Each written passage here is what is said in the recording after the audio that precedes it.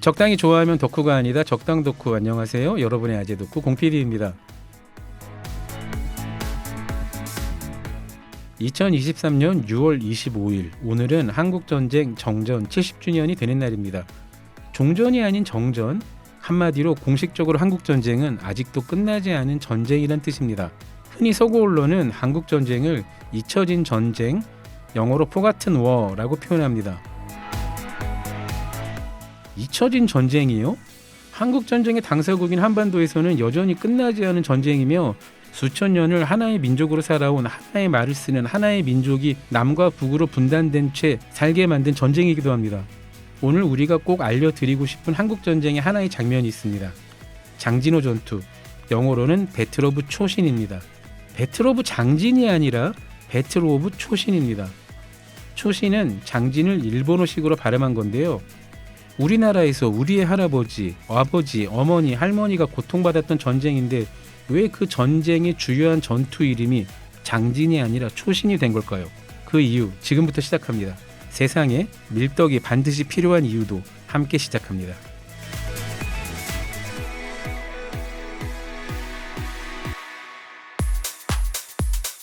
적당히 좋아하며 덕후가 한다. 적당 덕후 OBS 라디오. 홍표님 안녕하세요. 예, 안녕하십니까? 홍표님과 이제 어제 방송 쭉 1시간 동안 얘기해봤는데 전 일단은 방송 같지 않고 너무 즐거웠습니다. 아, 예. 홍표님은 어떠셨습니까? 아, 뭐 간만에 좀 밀떡 토크를 해보니까 되게 재밌습니다. 역시 그 밀떡들끼리 모이면 홍표님 혹시 검도 좀 하십니까? 아니요. 검도인끼리 이런 말을 해요. 칼을 맞대는 즐거움이 있다고. 아, 검도는 자유대련을 계고라고 하는데 그렇죠. 개코. 예. 계고를 할 때 내가 굉장히 많이 맞을 때가 있어요. 그러면 이제 기분이 나쁠 거라고 생각하는데 예. 칼에 합이 맞는 사람들끼리 계고를 할 때 내가 아무리 맞아도 그게 즐거울 때가 있습니다. 예. 이거 아마 복싱하시는 분들 이해할 거예요. 그러니까 그러니까 스파링할 때 내가 굉장히 많이 맞아도 맞는 게 즐거울 때가 있거든요. 예. 야 이거 되게 재밌는데? 나 맞아도 신나라는 그런 느낌이 제가 어제 하루 종일 들었습니다.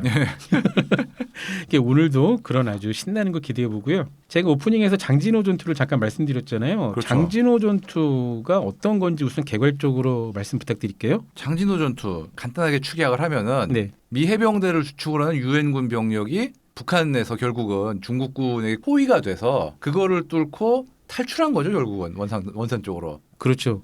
너무 간단한가? 예, 정말 간단하게 말씀하셨는데 1차 대전 이후 2차 대전을 통틀어서 미군의 1개 사단 이상 규모가 전멸당한 전투는 아르덴 전투가 아마 마지막이 그렇죠. 아니었나 예. 싶어요. 거의 그럴 뻔했죠, 진짜 장진호 네. 전투 때도. 그렇죠. 근데 장진호 전투는 1개 사단 정도가 아니라 해병대 1개 사단과 육군 7사단이었나요? 그렇죠. 예, 그 두 개의 사단. 근데 이제 우리나라의 사단 개념과 미군의 사단 개념이 다르지 않습니까? 많이 다르죠. 예, 우리나라의 사단은 그냥 병력 7, 8천에서 만여 명 정도인데 미군의 사단은 2만에서 3만 명 정도잖아요. 굉장히 규모가 크죠. 그러니까 미군의 디비전이라고 하면은 우리는 군단으로 번역하는 게 오히려 더 정확할 정도.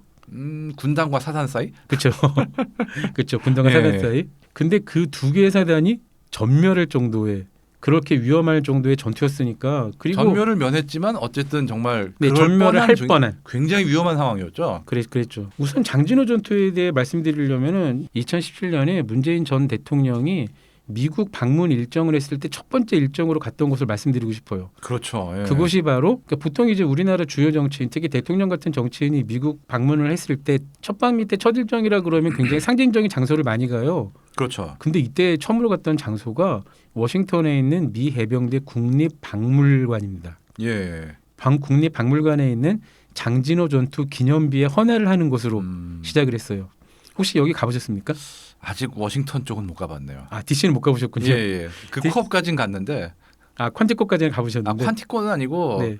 그 근처에 멀지 않은 동네까진 갔는데 예, 그 너머로는 못 가봤네요. 시간이 없어가지고. 그 의외인데요. 홍편님 같은 밀떡이라면 당연히 워싱턴도 의외로 DC도 밀떡의 성지 중 하나지 않습니까? 근데 취재 때문에 딴 데를 들르다 보니까 그렇군요. 개인적인 흥미로 그 너머를 볼 시간이 없어요. 늘 보면. 그렇군요. 예, 네. 참 안타깝습니다. 한국전쟁 그 참전용사 기념비도 있고요. 밀떡이 아니라 역사 덕후들도 가보시면 좋을 것 같아요. 꼭 한번 가봐야죠. 네. 예. 이 장진호 전투 기념비에 문재인 전 대통령이 헌화를 시작했는데 이때 연설문 중에 이런 게 있어요. 그리고 그것도 되게 감동적이었는데 그냥 우리 정부 요인들과 교민들만 간 게 아니라 당시에 장진호 전투에 참전했던 참전 용사의 후손들을 불렀죠. 초청해서 그렇죠. 거기서 예. 작은 행사를 하고 그때 문 대통령이 이런 연설을 했습니다. 엄청난 희생을 치른 그 전투의 결과로 메러디스 빅토리호의 크리스마스 기적이 있었고 메러디스 빅토리호는 당시 문 대통령의 부모님이 그 우리가 흔히 얘기하는 바람 부는 흥남부두 예, 원산부두에서 타고 온 그 배죠. 크리스마스의 기적이 있었고 제가 있을 수 있었다. 흥남철수 작전에 참여했던 에드워드 알몬드 장군의 손자이신 퍼거슨 대령, 포니 대령의 손자이신 네드 포니님을 만나 감사의 인사를 드립니다. 장진호 전투에 직접 참전하셨던 스티븐 옴스테드 장군 앞에서는 절로 고개가 숙여집니다.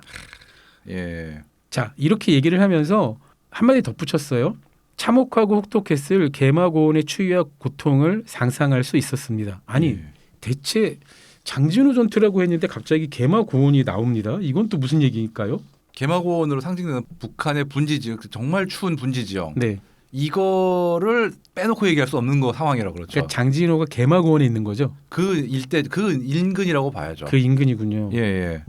개마고원이면 꼭 한번 가보고 싶긴 한데요. 그러니까 고원인데 또 평지고 분지 지역이지 않습니까? 그렇죠. 예. 그래서 그 지금 말씀하셨던 것처럼 분지 지역이니까 날씨가 좀 극단적이어서 여름에도 여기가 뭐 평균 기온이 17도, 15도? 그러니까 여름에 가면 정말 좋을 곳이라고. 예, 예. 그래도 실제로 부동산 업자들이 침을 들이고 있는 거기도 하죠. 내 겨울에 가면은 아주 그냥 그렇겠죠. 당연히. 예. 개마고원. 그러니까 우리가 그 초등학교 때 홍편님과 저는 국민학교를 졸업했을 텐데 아무튼 또 그런 그 참 과거를 또 정확하게 아니, 저 옛날 사람이잖아요. 예. 아무튼 초등학교 시절 때 흔히 배울 때 한반도에서 가장 추운 지역을 꼽으라면 빼놓지 않고 나오는 게 개마고원 아닙니까? 뭐 지금도 많이 얘기하죠. 뭐 개마고원 추운 곳에 쫓겨날 때 상징이지 않습니까? 거의 그렇죠. 유배되는 걸로 따지면. 그러니까요. 근데 여름에 가면 그렇게 좋다고 시원하니까 꼭 한번 가보고 싶기는 합니다. 우선 장진호라고 하니까 거기 호수가 있는 건가요? 저수지가 있죠. 저수지가 있다는 얘기는 구 일본 식민지 시절에 파놨던 저수지이겠네요. 그렇죠. 그리고 실제로 이게 장진호가 아니라 그 영어로 이게 장진이라고 하면 뭐 초신이라고 자꾸 부르는데 네, 이거는 그 당시에 미군이 사용했던 지도가 그렇죠. 일본이 작성한 지도를 바탕으로 만들다 보니까 지명 표시들이 상당 부분 일본어로 돼 있어요. 그 말씀을 먼저 하시는군요. 제가 오프닝 때 했던 얘기인데 우리말로는 장진인데 장진을 한자 장진을 일본어식으로 발음하면 그렇죠. 초신이 되는 거잖아요. 그렇죠, 그렇죠. 예. 그런데 이제 여러분 청취자분이 이런 오해하실 수 있어요. 아니 한국 전쟁인데 왜 한국 지도를 안 들고 일본 지도를 들고 가? 그때 행정 지도나 군사 지도가 우리말로 된 지도가 없었습니다. 정말 드물어. 특히 북한 쪽은. 예, 그리고 그리고 더군다나 극동사령부, 그러니까 도쿄에 있는 극동사령부가 전쟁 지휘부였던 거잖아요. 뭐 결국 나중에 그대로 유엔군 사령부가 되지만 당연히 일본에 있으니 한국에 있는 정보 자료보다 일본에 있는 한반도의 자료들이 더 많았어요. 그렇죠. 예. 처음에 작전 계획을 세울 때도 당연히 일본어로 된 지도에다 영어로 덧붙여서 이거 어떻게 읽어? 고래와 초신데스. 초신 알았어. 그런 느낌이죠. 예, 진짜. 예. 이렇게 해서 여기가 초신하게 된 거죠. 그래서 지금 퀀티코에 있는 미 해군대 국립박물관에도 배틀 오브 초신 혹은 초신 리저브. 그렇죠. 미국은 이제 전투라는 말보다는 캠페인이라는 말을 더 많이 붙이니까. 그렇죠, 그렇죠. 예. 네, 그래서 더 초신 리저브, 리저브는 저수지란 뜻이죠. 그렇죠. 예. 리저브 캠페인이라는 게 정식 명칭이긴 합니다. 오늘 결론 때 말씀드리려고 했지만 사실 이것도 우리가 어느 순간에 바로 잡아야죠. 그렇죠. 언젠간 잡아야죠. 예, 그러니까 우리나라 땅에서 일어난 그리고 우리 젊은이들 물론 장진호 전투는 미군이 더 많이 죽었습니다만 미 해병 1사단에 소속돼 배속되어 있던 우리 군, 우리 전투 경찰 중대도 있었죠. 그렇죠. 예. 네, 그러니까 우리 군도 참전한 전투이긴 해요. 그리고 우리 땅에서 일어난 전쟁 전투이니만큼 초신이 아니라 언젠가 꼭 장진으로 바뀌기를 한번 기대해 봅니다. 장진호 전투는 좀 더 얘기해 볼게요. 개마고원이 추우면 얼마나 추웠냐 할 때 이 플리처상을 수상했던 유명한 종군 사진 작가 있죠. 데이빗 덩컨. 예, 유명하죠. 네, 데이빗 덩컨이라는 사람이 장진호 전투 회상을 이렇게 했습니다. 제가 약간 연결해 볼게요. 내는 모든 것이 얼어붙을 것 같이 매섭게 추운 아침이었어. 그야말로 매일 아침을 맞이하는 것이 감사 그 자체였지. 저녁이면 그 밤이 셀 때까지 견딜 수 없을지도 모르기 때문이었어. 장진호는 곧 인생이 짧게도 또는 영원같이도 느껴지는 세계였어. 여기여서 어느 해병대원에게 내가 물었지. 이봐, 자네는 크리스마스 날 가장 원하는 것이 무엇인가? 그 친구가 대답하더군. 내일을 주십시오. 장진호는 그런 곳이었어. 물론 이제 데이비 덩컨의 회상이 약간 과장된 측면도 있겠지만 실제로 여기가 얼마나 추웠냐면은 나중에 그렇게 이해하는 사람들은 많아요. 동계 전투의 최악을 꼽자면 스탈린그라드 그렇죠. 혹은 모스크바 공방전이었는데 스탈린그라드 공방전도 영하 30도 이하로 떨어지는 날은 많지 않았었다고요. 그렇죠. 예. 그런데 장진호는 기본이 영하 30도에 아휴. 영하 45도를 기록하는 날도 흔히 벌어졌다고 합니다.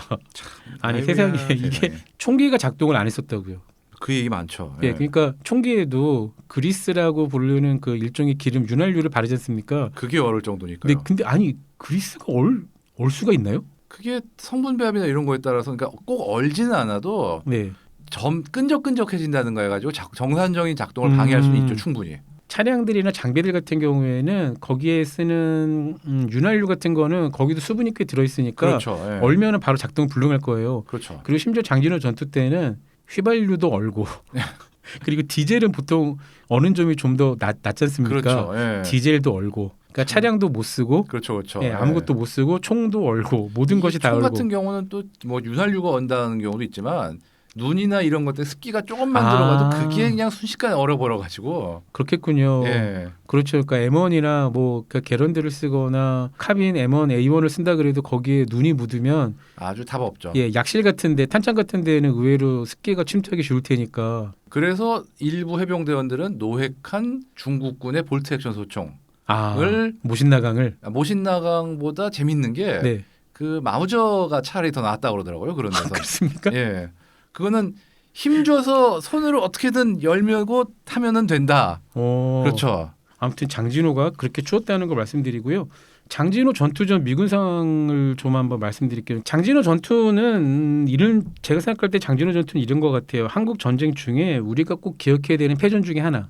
그런 역사적 의미가 있는 것 같습니다. 일단은 한국군의 현리 전투가 있잖아요. 그렇죠. 예. 현리 전투도 홍 편님 좀 짧고 쉽게 핵심만 짚어 설명해 주신다면요. 뭐 결국은 우리 국군의 경계적 취약점을 중국군이 찾아서 비집고 들어갔더니 국군이 패닉을 일으켜가지고 붕괴한. 이렇게 얘기하면 좀 너무 간단하긴 한데 진짜 패닉을 일으켜서 붕괴했다라는 말이 그렇게 어폐는 없는 그런 좀 뼈아픈 패전이죠, 진짜. 그렇죠. 패닉을 일으켰던 건 근데 그 장병들이라기보다는 최고 지휘관들, 그렇죠. 주요 예. 지휘관들의 패닉이었죠. 그러니까 심지어 그렇게 얘기하는 사람들 봤어요. 현리 전투 이후로 진짜 우리가 그 작전권, 전시 작전권이 완벽하게 미군에게 넘어가는 결정적 그렇죠. 예. 사건이 되었다고 말하는 사람들이 많이 봤습니다. 저도 어느 정도 거기 동의해요. 심지어 군단장이 제일 먼저 도망갔죠. 참 할 말 없죠. 네, 그 말도 안 되는 거 아닙니까? 아유, 뭐 참 길게 언급은 안 하겠습니다. 참 갑갑한 얘기라. 예, 도망을 그러니까 후퇴는 할 수 있는데, 근데 이제 최고 지휘부는 당연히 안전한 데 있어야죠. 그렇죠. 근데 최고 지휘부가 그냥 안전한 데 있기 위해 이동을 한다고 하면 그 전에 작전 지시를 명확히 내려주고 각 예하 부대, 단위 부대들마다 방어 교육을 명확히 설정해주고 후퇴 계획까지 전파를 한 다음에 최고 지휘부가 이동을 해야겠죠. 그런 거 없이 최고 사령관이 먼저 도망가니 그걸 본 참모들이나 예하 부대 지휘관들이나 나도 살아야겠다. 이게 당연한 얘기지만 부대가 어이없이 무너지는 경우는 지휘부가 재구시를 못할 때예요, 결국은. 그러니까요. 이게 지더라도 질서정연하게 후퇴하는 거하고 우르르 흩어져서 그냥 패주하는 건 완전히 다른 얘기거든요. 그러니까요. 그래서 무능한 장군이 적보다 더 무섭다고 하는 흔히 훨씬 하는 무섭죠. 예. 이야기지 않습니까? 실제로도 그렇고요. 근데 그런 걸 보면 장진호 전투는 패전이긴 한데 미군의 입장에서는 좀 나름 자부심이 있는 패전이었어요. 그렇죠. 우선 장진호 전투전 미군 상황에 대해서 말씀을 드려야 될 것 같은데요. 장진호 전투가 있을 때쯤이면 미군 사령부도 그리고 전선에 있는 지휘관들도 미군이 생각하는 것보다 중국군이 대규모로 대량의 병력이 곳곳에 한반도 전역 곳곳에 침투하고 전투를 벌이고 있다는 걸 깨달았습니다. 그래서 일단 전선을 뒤로 후퇴를 해야 되는데 근데 사실 우리 그 인천 상륙 작전에 성공하고서 한국군과 유엔군이 북으로 쭉쭉 올라갈 때 이때도 좀 혼선이 많았죠. 엄청 많았죠. 네, 그냥 서로 신나서 작전 구역이 서로 겹치는데도 불구하고 내가 먼저 갈 거야, 내가 먼저 평양에 들어갈 거야, 내가 먼저 두만강에 갈 거야, 내가 먼저 압록강에 갈 거야. 이런 게 위험한 이유가 어떤 거죠? 이게 어느 전쟁이라도 결국은 이길 때 사실 질 때 지지 않게 하는 것도 중요하지만 이길 때도 굉장히 중요한 게 한마디로 기세를 타고 네. 그냥 정신없이 진격하다 보면은 병참선이 너무 늘어지고 지휘 통제가 어려워지고 그렇게 되거든요. 그렇죠. 근데 문제는 딱 북진한 유엔군이 딱 이 경우예요. 사실 어떻게 보면은 이게 인천 상륙 작전으로 얻은 공을 맥아더가 이걸로 완전히 다 까먹었다고 해도 과언이 아닌 수준입니다. 진짜. 맞습니다. 병참선이 길어진다는 건 이제 보급선이 길어진다는 얘기인데 보급선이 길어진다는 게 어떤 위험이 있는 거죠? 제일 큰 문제는 최전선에 있는 병력이 필요한 물자를 못 받는다는 게 제일 근본적인 문제지만 더 큰 문제는 만약에 적이 반격을 할 경우 예기치 못한 네. 보급선이 길어서 보급이 잘 안 된 상황에서 평상시보다 더 큰 피해를 입을 수 있거든요. 고립. 그 고립과 자체로 포위 선멸 고립. 내지는 안 그렇더라도 정말 크게 밀려나는 그런 경우인데 네. 딱 대표적인 경우가 2차 대전 때 모스크바를 목전에 둔 독일군이 그렇죠.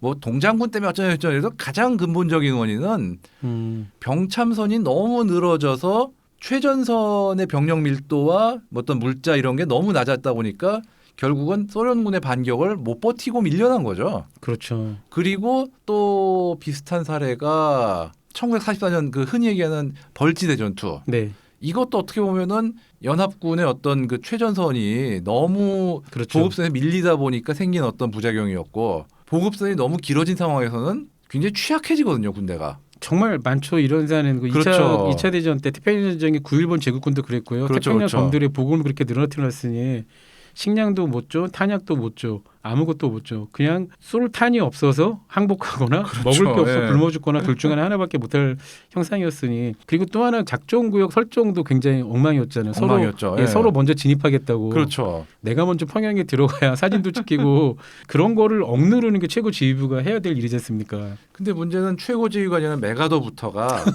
야 이거 걔네 다 죽었어. 다 끝났어. 중국군 야 그거 얼마나 온다고 막 거의 그냥 무시해 그러고 빨리 끝내. 거의 그 레벨이었으니까요.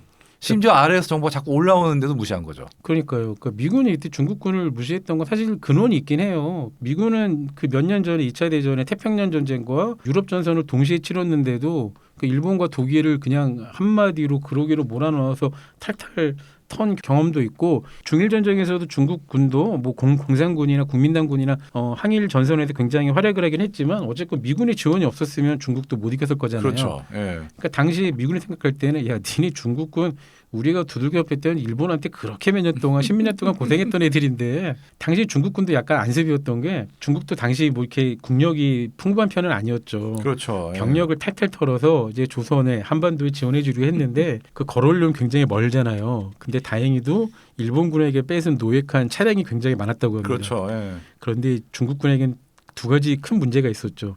연료가 없어요. 연료 부족이죠, 아주. 예, 그것보다 더 심각한 건 운전병도 없어요. 참을주한 사람이 그때 중국에 얼마나 있었겠습니까? 그러니까요. 그 운전도 당시에는 기술이었으니까 운전병도 없고 기름도 없으니 걸어가라고. 그래서 이게 흔히 하는 얘기 중에 하나가 미국이 이긴 이유 중에 하나가 네, 차를 몰주하는 사람이 많아서 그렇다는 얘기도 있어요. 그렇죠. 왜냐하면 미국이야 그 시대에 전 세계에서 인구 대비 운전자 비율이 제일 높은 나라였으니까 이미. 그러니까요. 그렇죠. 그러니까 2차 대전 때 미군에서 운전병이라는 건 사실 그냥 아무나 대부분의 사람들이 지프 정도는 네. 너 뭐라 그래 몰게요 그럴 수 있는 상황이었으니까요. 그 기술병이 딱히 아니었잖아요. 그렇죠. 운전은 당연히 기본으로 누구나 하는 거니까. 근데 유럽인 독일만 가도 차를 갖고 있던 사람은 별로 없었다는 거고. 운전할 수 있던 게 기술자 취급을 받던 그렇죠. 시절이었으니까요. 예. 그렇게 이제 미군이 중국군을 굉장히 우습게 봤었고 또 하나 오해하는 거 있죠. 당시에 중국군이 한국에 100만 병력을 보냈다고. 이것도 거짓말이죠. 그렇죠. 네. 50년부터 53년까지 연인으로 쭉 계산하면 모르겠는데 네. 그 시점에서 절대 아니죠. 그러니까 연인원도 근데 실제로 보면 한 번에 가장 많이 투입했던 게 30만 정도고 그렇죠. 연인원으로 계산해도 지원군까지 합쳐도 70만 정도가 그러니까요. 적절하지 않습니까? 예. 그 정도죠. 100만이 안 되죠. 예, 100만을 보냈으면 중국도 그 전에 망했을 텐데. 그렇죠. 당시 그런 상황이었고 장진호 전투는 그렇게 한국군과 유엔군이 후퇴하는 상황에서 장진호 그 일대 포진한 미 해병 1사단과 육군 7사단을 중국군이 잘하는 포위 선멸 작전. 네, 그랬죠. 당시 중국군도 그렇게 핫바지 군대는 아니었던 것 같아요. 그러니까 9.1번 제국군하고 싸우던 빈약한 무기 체계를 가지고 장비가 화력이 월등한 적을 상대로 할 때 효율성이 있던 그 전략을 그대로 쓴 거잖아요. 그렇죠. 중국군의 당대 포위 선멸전이 왜 무섭고 힘들었던 건지 상대하기 어려웠던 건지 좀 설명을 해주세요. 미군 입장에서는 특히 상대가 힘들었던 게 네. 당시의 미군은 당연한 얘기지만 산악지형에서는 익숙하지가 않지 않습니까? 아 그러네요 진짜. 그런데 중국군은 이런 거를 딱 파악을 하고 산을 통해서 기동전을 한 거예요. 침투를. 그래가지고 미군이 깨닫기 전에 이미 포위망이 거의 완성돼서 덮치는. 이게 사실 흔히들 기동전이라고 하면 뭐 장갑차, 전차 이런 걸로 한다고 생각하지만 핵심은 이겁니다. 내가 필요한 지점까지 얼마나 빨리 필요한 만큼의 병력을 그렇죠. 옮길 수 있느냐. 어떻게 보면 흔히 얘기하는 작전술의 핵심이 그거거든요. 적이 예상을 깨고 그렇죠. 적이 예상하지 못하는 지점마다 그렇죠. 병력을 배치해서 이 경우에 포위를 한다고 하면 포위를 하는 거고 만약에 뭐 퇴주를 차단하는 거고 요는 중국군이 이거를 유엔군의 어떤 항공 정찰을 피해가면서 성공적으로 수행을 했다는 거죠. 그렇죠. 미군이 생각할 때 유엔이 생각할 때 설마 저 능선 저 산을 넘어서 여단급의 병력이 도착할 수 있겠어 불가능해. 그렇죠. 예. 그래봐야 기껏 그냥 뭐 유적 정찰, 수색 정찰대 정도일 거 생각했는데 정신을 차리고 보니까 정말 여단급, 사단급이 온 사방을 둘러싸여 있는. 아 그러면 진짜 아무리 용맹한 군대라도 퇴로가 막히는 군대는 당연히 겁을 먹을 수밖에 없지 않습니까? 그렇죠. 사실 이게 막을 수 있었던 게 뭐 말씀하셨지만 계속 중국군이 대규모로 온다는 정보가 있었고 그러니까요. 심지어 중국군 포로가 노획된 시점이라는 것도 굉장히 생각보다 빨라요. 그렇죠. 그럼에도 불구하고 이게 다 무시된 이유는 사실 미군 전체로 중국을 깔보는 이유도 있었지만 결정적인 거는 밑에서 야 이거 너무 멀리 갔으니까 진격된 그 부대 위치들을 조정한 다음에 방어에 유리한 곳에서 방어선을 치자. 그렇죠. 이런 의견들도 꽤 있었지만 한 분이 네. 이거를 철저히 무시하죠. 최고- 맥 장군. 예. 최고 사령관. 그렇죠. 이게 또 문제가 최고 사령부의 G4나 뭐 이런 G3 같이 어떤 정보를 정보 담당하는 사람들이 메가더의 딸랑이들이에요. 그러니까 메가더의 딸랑이들 참모들이 문제라기보다는 결국은 CEO가 최고 지휘관이 그런 사람만 사람들로 다- 남겨놓은 거잖아요. 딱 그거죠. 윌로비라든가 유명한. 그러니까요. 예. 우리가 이제 메가더를 생각하면 메가더전을 생각하면 그 인천 상륙 작전의 영웅이라고 생각하는데 그거 하나를 제외하면은 아 심각해요. 참, 네, 2차 대전 내내에도 수많은 문제를 일으켰던 양반이긴 합니다.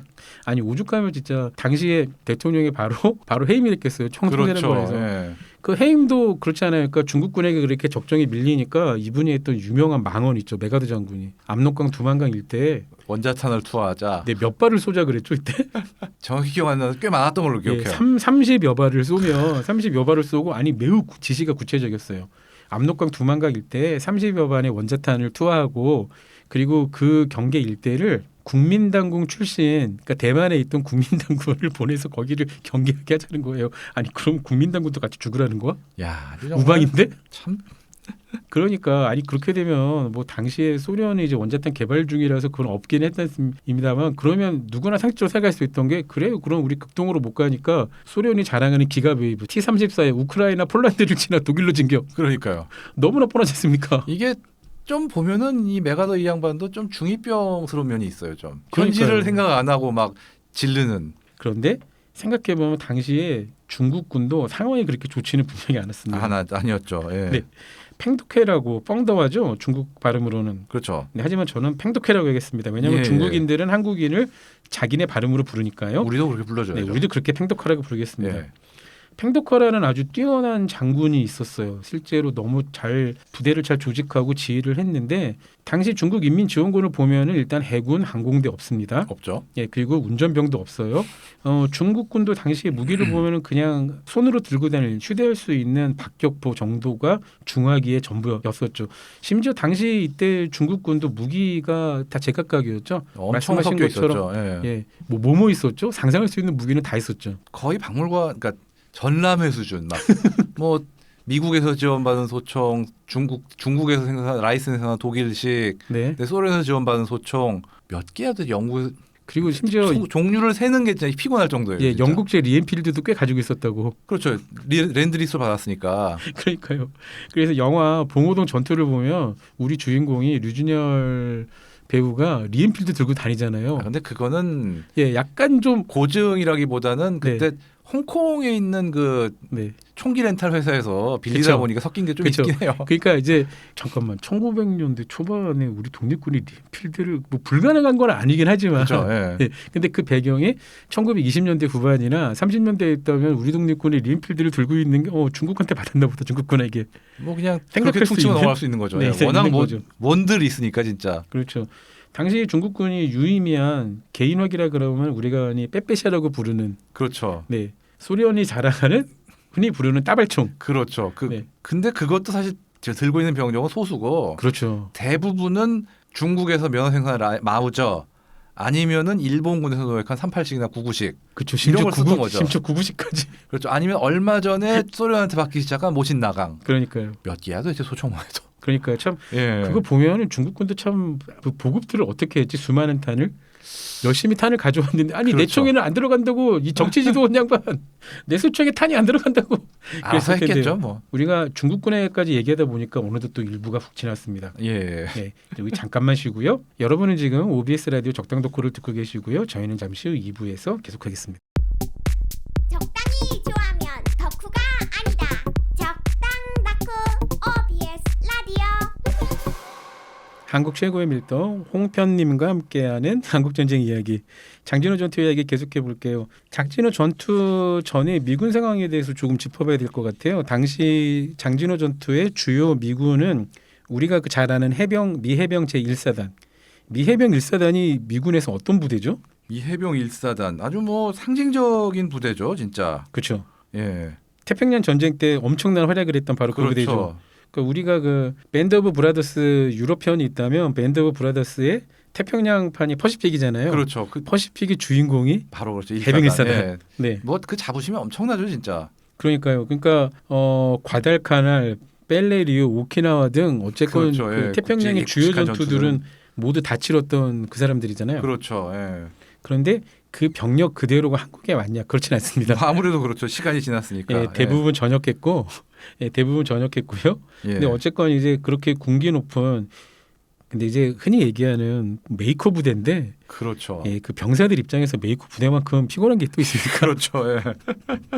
가장 힘들고 어려운 전투. 그래서 한국에 와서도 실제 그 인천 상륙작전 최일선에 섰던 바로 그 부대이기도 하죠. 예.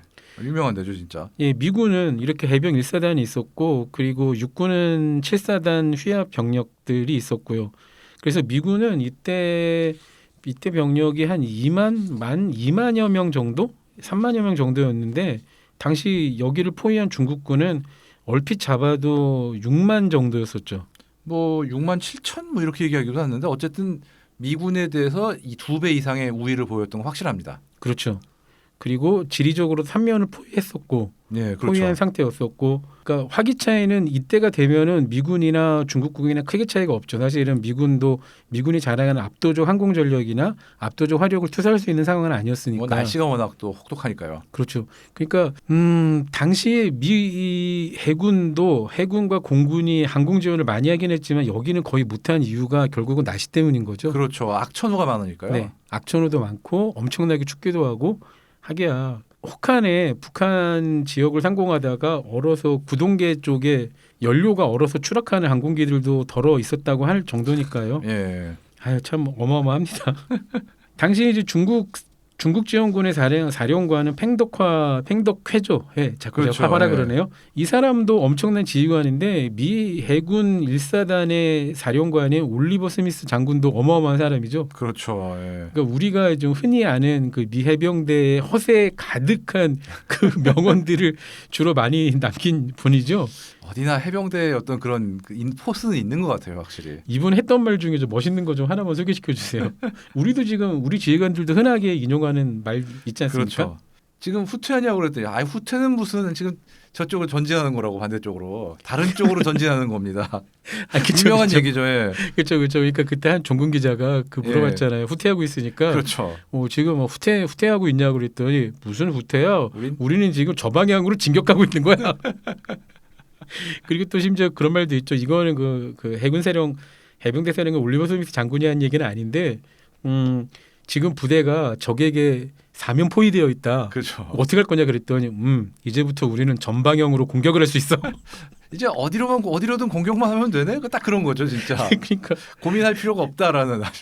근데 이게 약간 그 허세전 말일 수도 있지만 실제로 당시에 그렇게 포위되고 후퇴하고 있는 과정에서도 해병 1사단의 군기와 작전 수행 능력은 정말 뛰어났다고. 그렇죠. 편제를 유지하고 싸울 수 있다는 자체가 대단한 거니까요, 그 상황에선. 후퇴하면서 질서 정연 후퇴가 어려운 이유 그리고 그게 정말 중요한 이유는 어떤 것 때문입니까? 결국은 제일 중요한 거는 혼란이거든요. 패닉. 네, 이게 이기고 있을 때 편제를 유지하고 진격을 계속하는 것도 사실 쉬운 건 아니지만 아 그것도 쉬운 일은 아니군요. 아니죠. 사실은 네. 왜냐하면 이기고 있을 때 또 다들 들떠 있으니까 그쵸. 막 앞서가고 막 그런 게 그래도 이기고 있을 땐 괜찮아요. 네, 지고 있을 때는 공포가 사람들의 마인드를 지배하기 시작하면은 그렇죠. 그때부터는 그냥 다들 나만 살자고 도망가기 시작하는데 어떻게 생각하면 그게 인간의 당연한 본성이니까요. 그렇죠. 그거를 잘 통제하면서 싸우면서 후퇴한다는 거는 정말 이거는 네, 아래에서는 그 위의 명령이라면 충실하게 받을 수 있는 어떤 군기가 잡혀 있어야 되고 네, 위는 위대로 내 어떤 공포심을 억누르면서 최대한 어떤 편제를 건사하고 정말 내가 죽는 한이 있더라도 이거는 지휘하면서 빠져나가겠다 이런 의지가 있어요. 그러니까 위아래가 다 정말 잘 잡혀 있어야지 되는 거지. 지휘부와 예하 부대의 서로 완벽한 신뢰, 믿음 그렇죠. 이런 것이 있다니까 그것이 군기란 이야기죠. 그렇죠. 만약에 근데 사실 어떻게 보면 위가 잘 잡혀 있으면 아래는 자동적으로 대부분 잡힙니다. 그러니까 많은 분들이 이거 오해하시는 것 같은데요. 실제 전쟁 상황에 있어서 아주 뛰어난 지휘관이 한 명 있고 그냥 그 예하 전투 부대는 그저 그런 수준과 정말 베테랑들만 모인 전투 부대와 무능한 지휘관이 있다면 당연히 유능한 지휘관 쪽의 생존 확률이 더 높죠. 그렇죠. 아니 뭐 임진왜란 때만 해도 그렇죠. 이순신 장군이 지휘하던 수군이 조선 네. 수군이 그렇게 연전전승하던 조선 수군이 지휘관 한 명 바뀌었다고 순식간에 그냥 완전히 괴멸되지 않습니까? 딱 그런 겁니다. 그러니까요. 그것도 신기해요. 사실 뭐 이순신, 뭐 권율 이런 뛰어난 지휘관들이 있었지만 당대 조선의 최고 지휘관은 선조였지 않습니까? 그렇죠. 야, 그 최고 지휘관이 궁을 버리고 심지어 명예 가서 귀순을 하겠다고 그렇죠. 뭐 그것도 그런 그거지만, 정도였으니. 예. 뭐 수군만 해도 이순신 장군이 원균으로 바뀌니까 순식간에 무너지는 것이죠. 그렇죠. 통제사 네. 통제사 한 명 바뀌었다고. 통제사 한 명 바뀌었다고 정말. 네, 맞습니다. 예. 근데 그런 점에 비해서 미군은 정말 질서 정연하게 잘 지켰어요. 그런데 해병대는 잘 지켰는데 똑같은 미 7사단은 그러지를 못했었죠. 아무래도 육군하고 해병대의 차이가 좀 있는 것 같아요. 미군은. 아이고 이렇게 말씀하시면 지금 우리 듣고 있는 육군 출신 청취자 여러분과 육군 분들이 좀 그렇긴 한데 이게 네. 어느 정도 차이도 있는 게 네, 해병대 쪽이 아무래도 좀 2차 대전 때부터 유지하는 직업군인의 비중이 좀 높은 면도 있었고요. 아무래도 기본적으로 그렇군요. 해병대는 지원자로 옛날부터 유지되는 군대다 보니까 어떤 프로페셔널리즘이 조금 더 센 면이 있어요. 반면에 육군 같은 경우는 2차 대전 때 대부분의 부대가 징집병이었죠. 징집병이다 보니까 맞습니다. 그리고 뭐 간부들의 어떤 뭐 훈련 수준 차이, 교육 수준 차이라는 게 그 당시에 존재 안 했던 건 아니고 사실 해병대라고 그러면 자꾸 악으로 깡으로만 떠올리시는데 네. 이 해병대의 어떤 고위 간부들의 어떤 교육 수준이라는 게 단순히 어떤 우리가 흔히 얘기하는 어떤 깡 이런 것만이 아니라 네, 실제로 배우는 지식과 교육 수준이 굉장히 높아요. 그렇군요. 단적으로 말해서 국방장관까지 역임했던 매티스. 아, 그러네요. 이분이 그러네. 이미지는 좀 개인이 약간 좀 고의적으로 뭐 미친 개 이런 식으로 네. 좀 어떤 그 악으로 깡으로 이미지를 포장을 했지만 실제 네네네. 굉장히 학구적인 사람입니다. 그렇군요.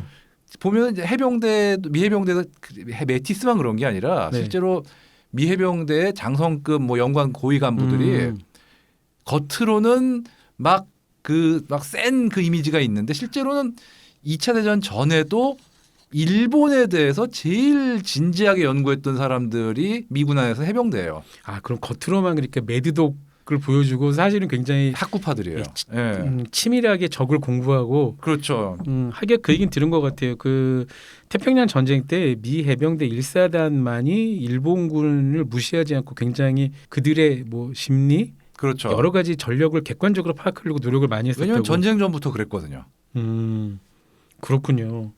그러니까 좀 그런 건 확실하게 다르군요. 근데 그렇죠. 하지만 또 그 해병대 하면 전 이것도 신기해요. 그 우리 해병대도 그렇고 아마 우리 해병대는 미국 해병대를 그대로 미국 해병대의 그 습관을 그대로 받아와서 그런 것이 아닐까 싶은데 미 해병대도 2차 대전 초기까지는 무기가 굉장히 형편없었지 않습니까? 뭐 아무래도 예산이 늘 딸리니까요. 그러니까요. 왜 항상 미 해병대는 육군의 타군에 비해서 예산을 제일 늦게 주는 걸까요? 기본적으로 좀 그게 있어요. 원래 태생 자체 해군의 어떤 육전대라는 느낌으로 시작했지 않습니까? 그러다 보니까 해군에서도 약간 서자 취급, 육군에서도 내 자식 아니다라는 취급, 약간 그런 게 처음부터 있었던 면이 있거든요. 미국도. 그러니까 그것도 신기해요. 그러니까 미국도 어차피 해병대는 그 영국의 육전대, 해군 육전대를 모델을 받아도 한 거고 그렇죠. 어느 전투나 분쟁 지역에 가장 먼저 급파되는 신속 파견군이고요. 근데 그럼에도 불구하고 2차 대전 때 그렇고 현대도 그렇고 무기 신무기는 항상 제일 늦게 주거나 근데 그것도 우리 해병대도 약간 그런 모습이 있는 것 같아서 약간 그건 불만이거든요. 아니 뭐 아무래도 조직 싸움에서 밀리는 그런 게 있죠. 아무래도 규모가 작다 보니까. 아니 그래도 제일 힘들게 하고 가장 험한 전투를 주로 하실 분들인데 그러면 하다못해 무기라도 좀 좋은 걸 주고 저는 약간 이거 오늘 다른 얘기긴 합니다만 한국군이 이제 70년 전에 한국군에 비해서 비교가 자체 의미가 없죠. 그렇죠. 너무 다르죠. 예, 그때는 우리가 뭐 순위권도 아니었고 지금은 전 세계에서도 손꼽히는 강군 기술군으로 거듭났는데 그럼에도 불구하고 저는 우리 현대 국군의 한국군의 가장 큰 불만 아쉬움이 장병 개개인의 개인 장구류를 고급화하는 것에 대한 굉장히 인색하다. 여전히 아이고 그거는 하기 시작하면은 끝이 없을 것 같아서 얘기를 안 하겠습니다. 언젠가 한번 예. 네 아니 그 결국은 전쟁이 뭐 이 전쟁은 일어나서는 안 되겠습니다만 만에 하나 전쟁이 일어나고 전투가 벌어진다 그러면 전술적 전략적 승리도 중요하지만 아군의 피해를 얼마나 최소화할 것인가가 정말 제일 중요한 중요하죠. 거잖아요. 예. 사실 우리가 뭐 전략적 승리, 전술적 승리 다 이겼다고 쳐놓고 아군이 한 명도 살아남지 않았다면 그걸 과연 승리한 전쟁이라고 얘기할 수 있을 것인가? 아니죠. 그건. 아니죠. 당연히 아니죠. 그러면 병사 개개인의 생존 가능성을 가장 높일 수 있는 모든 것들도 아끼지 말고 지원해야 되는 거지 않습니까? 아니 지금 우리 뭐 한 척에 몇 조씩 하는 1조씩 하는 전함도 이지스함도 가지고 있고요. 뭐 정말 비싼 무기도 많이 가지고 있잖아요. 그런데 그렇죠. 병사들 개개인에게 지급하는 장구는 아직까지 크게 바뀌지는 않은 것 같아서 저는 그게 제일 불만이었거든요. 뭐 요즘 워리어 플랫폼 사업 같은 걸 한다고 하지만 네. 좀 불만이 많죠. 근데 그것까지 하면 시간이 너무 없을 것 같아가지고 일단 넘어가겠습니다. 그거. 네, 제가 이거 밑밥을 던진 거는 저 오늘을 하지 않고 그 홍편님과 또 이제 얼마 지나지 않아서 이런 얘기도 꼭 하면 좋겠다는 그런 말씀을 드린 거고요. 떡밥을 까셨군요. 예. 네. 장진우 다시 가볼게요.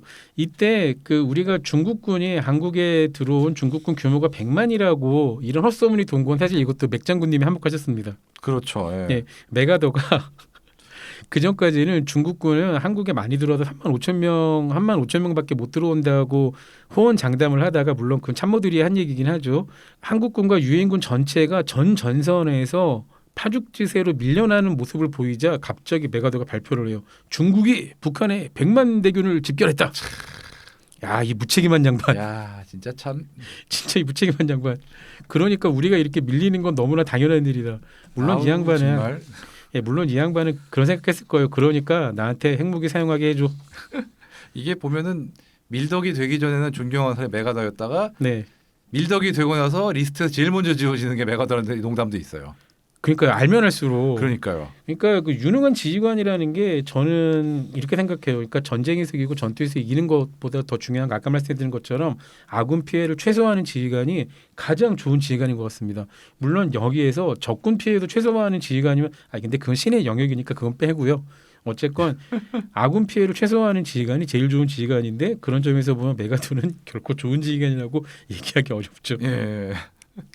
아무튼 장진호 전투의 에피소드를 몇 개 좀 말씀드리면 좀 재밌는 얘기도 해야 될 것 같아요. 예. 주한미군이 지금은 전 세계에 주둔하는 해외 주둔 미군 중에서 최상급 방한복을 지급받죠. 주한미군은. 그렇죠. 예, 그 계기가 장진호 전투라고 알고 있습니다. 그러니까 당시에 그 참전했던 그 미군들 얘기를 들어보면은 아니 무슨 콩알만한 나라 캘리포니아 반만도 안 되는 나라가 여름에는 죽을 만큼 덥고 우기가 되면 동남아 우기를 못지않게 비가 펑펑 내리고 엄청나죠. 예, 그것도 겨울에는 이렇게 말도 안 되게 추운지 그래서 이제 주한미군이 장진호 전투 이후에 주한미군에게는 최상급 방한고 이거 아마 알래스카 주둔군에게 지급하는 그거 준다고 해요.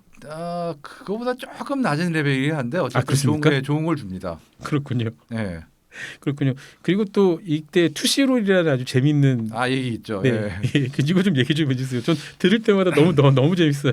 이게 투시롤이라는 게 사탕이라고 해야 되나 캐러멜이라고 해야 되나 약간 캐러멜. 초콜릿 캐러멜 같은 거예요. 네. 근데 이게 미 해병대에서 박격포탄을 든 은어기도 하거든요. 그래가지고 미 해병대가 이 공중 투하로 물자를 보고받는데 네. 암호로 한 거예요. 투시롤 달라고. 네. 왜냐면 그대로 얘기를 하면은 적이 듣고 그렇죠. 뭔지 금방 눈치채니까. 포탄 떨어졌구나야. 진격하자야 할 테니까. 근데 그거를 담당한 미국 공군이 얘네가 왜 이걸 달라고 그러지? 어쨌든 주면 되지 그러고 잔뜩 줬어요.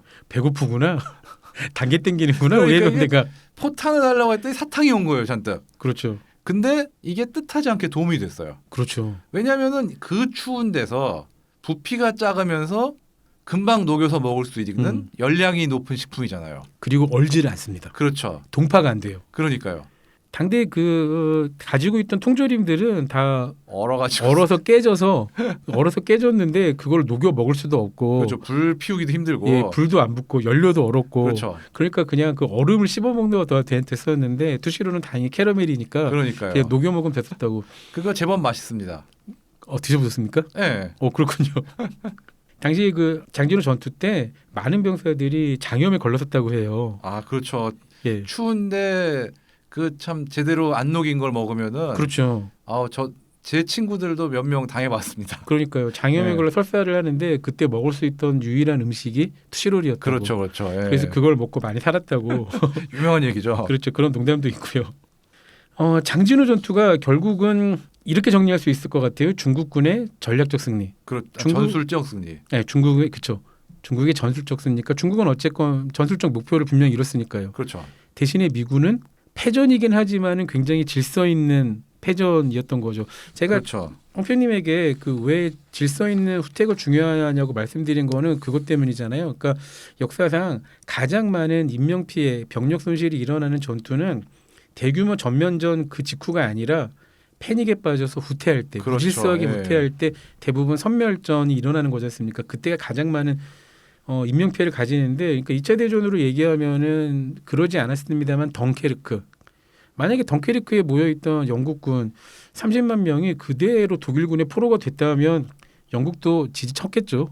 뭐 그렇죠, 진짜. 예, 아니 병력이 없잖아요. 더 이상 그렇죠, 어떻게? 그렇죠. 예. 그럼 젊은이들이 자라나기 최소 몇 년을 기다려야 할 텐데 어쨌건 그 병력들 때문에 영국은 그대로 전쟁 의지를 가질 수 있었으니까. 그러니까 만약에 이때도 뭐 미해병 1사단과 7사단이 그대로 포위당해서 했다 그러면은 미군은 갑자기 사단급 규모가 전멸하거나 포위가 되는 거니까 이후에 전쟁 수행 의지도뿐만이 아니라 그 지리한 포로반란 그렇죠. 여러 개 생각하면 정말 어마어마한 압박인 거예요. 어쩌면은 이때 포위망이 형성이 돼서 빠져나오지를 못했으면은 유엔군이 그냥 거기서 나왔을 수 있어요. 한반도에 사실. 그렇죠. 이건 도저히 더 못 싸운다 그러고. 그러니까요. 그렇죠. 그보다 끔찍하게 만약 그 몇천 명 단위로 한꺼번에 포로가 됐다고 하면 그것도 미국이나 유엔군 입장에서는 엄청난 정치적 압박이죠. 여러 가지 면에서 악몽이죠, 진짜. 그러니까 상상하기도 싫어요. 그렇죠. 그리고 이게 우리 한국인들 입장에서는 이것도 정말 그 제가 어제 방송에서 말씀드렸던 문재인 대통령이 왜 미 첫 방미 일정으로 해병대 박물관을 찾아간 그 이유죠. 그렇죠. 흥남 철수가 성공하게 된 결정적 계기입니다. 이렇게 하지 않았다면은 우리도 그때 수많은 수의 민간인들이 피난을 남쪽으로 오지 못했을 거예요. 네, 그렇죠. 예, 그들도 그대로 이제 지금까지도 북한에서 고통받게 되는 삶이었을 테니까. 끔찍하죠. 예. 그러니까요, 이게 그 미국인들이 좋아하는 크리스마스 동화가 이런 느낌이잖아요. 우리가 70년 전에 우리의 할아버지, 우리 뭐 삼촌 아버지들이 극동의 조그만 나라를 가서 거기를 지켜줬는데 우리 해병대 할아버지가 지켜준 덕분에 거기에 있던 어느 그 부부가 남쪽으로 도망올 수 있었고 거기서 태어난 아이가 70년 뒤에 그 나라의 프레지던트가 되어서 우리나라에 왔다. 이게 바로 미국인들이 그렇게 그렇죠, 좋아하는 그렇죠. 크리스마스 동화 느낌이잖아요. 근데 또 그 나라가 엄청 돈을 잘 버는 나라가 됐다. 그렇죠. 아니 70년 전이 거의 전 세계 최빈국이었는데 얘네가 지금 그러니까요. 우리한테 경제 지원 뭐 현대 자동차를 만드는 나라가 그 나라였다고? 우리 애리조나 옆에 공장을 만든 나라가 걔네들이야? 야, 우리 큰아들하고 작은아들이 다니는 그 회사가 예, 이제 그런 거니까. 그렇죠, 그렇죠. 예. 그런 점에서도 우리에게는 엄청난 의미가 있었고요. 그리고 이런 농담이 있죠. 실제 장진호 전투의 전쟁의 승리자는 추위였다. 그렇죠, 그렇죠. 예. 정말 추위에 가장 많은 인원이 희생됐으니까요. 그거는 미군뿐만이 아니라 중국군도 마찬가지고. 중국군은 더 심했죠. 막 진짜 부대 단위로 막 얼어 죽고 이러니까요. 미군 같은 경우도 참 많이 동사했지만 네, 그래도 미군 같은 경우는 뭐 자고 일어났던 일개 중대가 뭐 다 또 냉동이 돼 있더라 이런 경우는 아니었잖아요. 최소한. 중국군은 그랬습니까? 그러니까 그런 경우가 꽤 많다고 하더라고요. 와, 진짜 끔찍했겠다. 예. 자고 일어났더니 그냥 뭐 한두 명이 뭐 얼어 죽고 있는 정도가 아니라 막 소대가 다 꽁꽁 얼어 있고. 세상에. 예. 하기야 중국군은 보급도 제대로 못했을 테니까요. 그러니까요. 예. 걔네들 뭐 그 찐국식을 말린 거 가지고 다녔었잖아요. 빻아서. 그렇죠. 예. 그게 열량이 해봐야 그 추위를 사실 견딜 만큼. 투시롤 예도 있지만 미군은 어쨌든 달라 그러면은 달달한 것도 비행기로 투하할 수 있는 그런 역량이 있는 엄청난 거죠. 그러니까 그 임시활주로를 만드는 것도 바로 해병 그렇죠. 1사단 아닙니까? 해병 1사단이 또 그것도 했었죠. 그 사실 그 노맨 레프트 비하인드도 그때 뭐 원래 있던 말이긴 한데 그렇죠. 그때 굉장히 유명해진 거죠. 예. 그거 좀 설명해 주세요. 노맨 레프트 비하인드 그 당시의 일화. 간단하게 얘기해서 살아있는 사람은 물론이고 가능하면은 전사자 시신까지 수습해 와야 된다. 그러니까 산자도 죽은 자도 그렇죠. 다 같이 와야 된다. 남기지 않는다. 그렇죠, 그렇죠. 네. 물론 이 전투 과정에서 그걸 100% 지키지 못했지만 최소한 생존자는 다 거둬왔죠, 진짜. 그렇죠. 예. 그때 물론 실종자도 몇천 명 있다고 하지만 그렇죠. 그 전체 병력 규모와 그 어떤 그 전투 상황을 생각해 보면은 수습할 수 있는 인원은 다 수습했다고 보면 됩니다, 진짜. 맞습니다. 예. 그러니까 보급로 자체가 완전히 막혀 있으니까 식량을 보급하거나 탄을 보급하거나 보급이 안 되니까 해병 1사단이 적의 포화 중에서 임시로 활주로를 만들고요. 그렇죠. 여러분 그 보통 평시에도 활주로 만드는 거 쉬운 일 아닙니다. 쉬운 일이 아닌데 그 얼어 있는 상황에서 얼어 있는 모든 게. 상황에서 적이 공격을 하고 있는 가운데, 그러니까 우리는 곡괭이를 짚고 삽을 짚고 있다가 적이 오면은 또 총을 쏘고 이런 상황이에요. 그런 상태에서 임시활주로를 만들고 임시활주로를 만든 상태에서 이제 부상자부터 구성하고 여러 물자를 받는 상황에서 결국 철수를 해야 되잖아요. 그렇죠. 이러니까 그때 이제 마지막 남은 부대에게 지킨다고 하는 거는 그냥 당신들 보고 여기서 죽으라는 얘기지 않습니까? 그렇죠. 근데 해병대가 이걸 거부하고 같이 철수를 했었죠. 그렇죠. 예, 우리는 산자도 죽은 자도 남기지 않아. 다 같이 갈 거야 하고. 하여튼 미 해병대도 대단합니다. 대단하죠. 어마어마한 것 같아요. 그런 점에 비해서 육군은 좀 약간 질이 멸렬했어요. 미 7사단은. 그게 어떻게 보면은 사단의 주력이 아니다 보니까 네. 좀 이 1사단처럼 날이선 어떤 편제와 지휘가 쉽지 않은 면도 있지 않았을까 그 생각 들어요. 그렇군요. 만약에 7사단이 사단장 그러니까 사단 전체 편제가 딱 그 안에 있었다면은 오히려 이렇진 않았을 텐데 어떤 떨어진 어떤 예하 부대들만 있다 보니까 아무래도 그렇게 날이선 어떤 지휘와 어떤 각 잡힌 편제와 어떤 후퇴 이렇게는 쉽지 않지 않았을까 네. 이런 생각이 드네요. 그러니까 미군 역사상 일개 대대를 그냥 적지에 남겨놓고 후퇴한 경우는 없지 않습니까? 그렇죠. 앞으로도 없을 것 같긴 한데요. 사실 미 육군도 보면은 네. 이런 경우만 있는 것도 아니고 뭐 유럽이든 어디든 싸우는 사례를 보면 정말 해병대 못지않게 혹은 해병대보다 더 정말 독하게 싸운 사례도 얼마든지 있지만 그렇죠. 어쨌든 이 상황에서는 뭐 이렇게 될 수밖에 없던 그런 상황이 있었던 거죠. 근데 그때는 있었겠죠, 사실. 예, 대대 하나를 놓고 패퇴할 수밖에 없는. 근데 그래서 더 비견되는 것 같아요. 바로 옆에 있는 미 해병 1사단은 끝까지 용기를 잃지 않고 꾸역꾸역 싸워가면서 어떻게든 사단 병력을 비교적 온전하게 유지하면서 후퇴를 했었는데 미군 육군 7사단은 그러지 못했다는 그런 것들도 있는 것 같습니다. 저희가 또 얘기를 하다 보니까 야 오늘 시간까지 다 갔는데 홍편님 그렇죠. 저희 한국전쟁 얘기 준비하지 못한 거 아직도 많이 있지 않습니까? 많이 있죠. 예. 왜 이렇게 시간이 많이 가지고 예, 저희 다음 주까지 딱 2시간만 더 어떻습니까? 한번 해보죠.